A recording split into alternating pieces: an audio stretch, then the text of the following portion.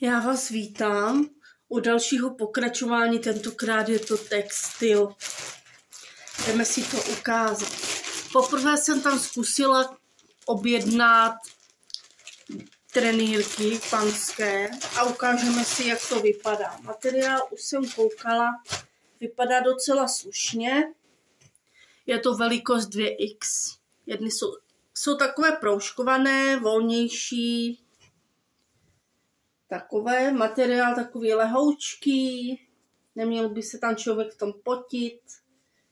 Jedny takové bíločerné, pak tady jsou oranžovo-bílé, takové.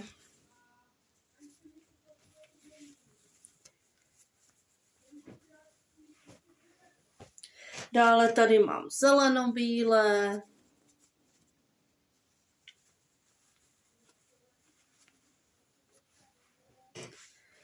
a ještě modro-bílé.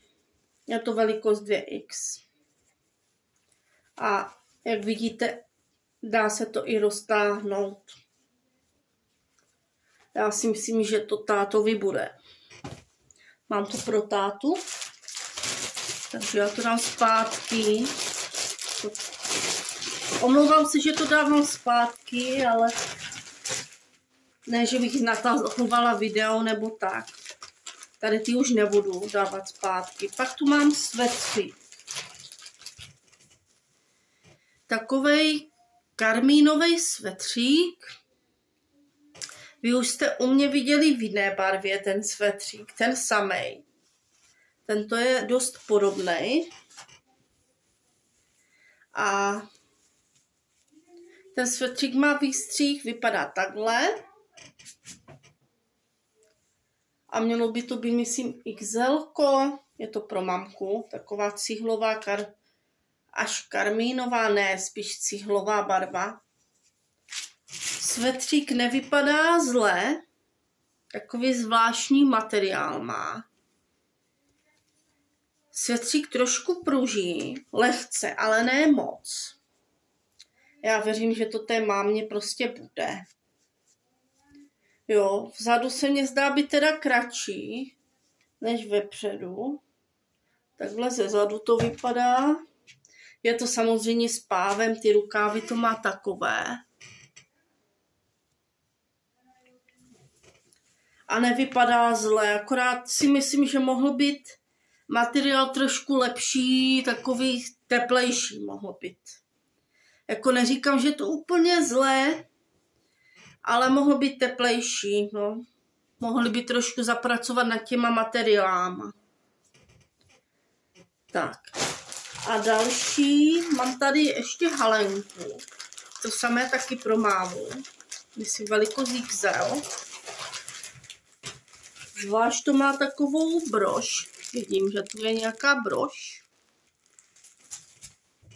Je to taková, toto už je spíš taková karmínová. Tyjo, ale ta je hezká, jako musím uznat. Takhle vypadá, já nevím, jak to má být, jestli takhle zepředu nebo tak. Dejme tomu, že toto je zepředu. Takhle vypadá ta halenka.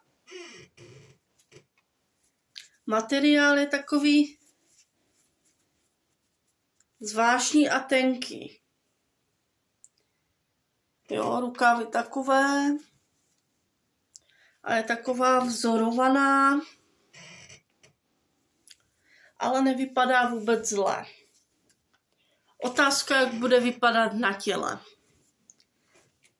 Jo, jak říkám, materiály by mohly být lepší a kvalitnější. Ale nedivím se vzhledem k ceně.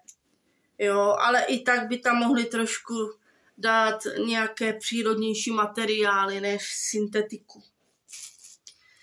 Tak to bylo všechno z textilu a jdeme točit další video. Já jsem moc ráda, že se koukáte na tyto videa a budu ráda, když mi dáte odběr, like či komentář a klidně mě napište pod video, který z těchto věcí se vám nejvíc líbil. Mějte se krásně a uvidíme se za chvíli.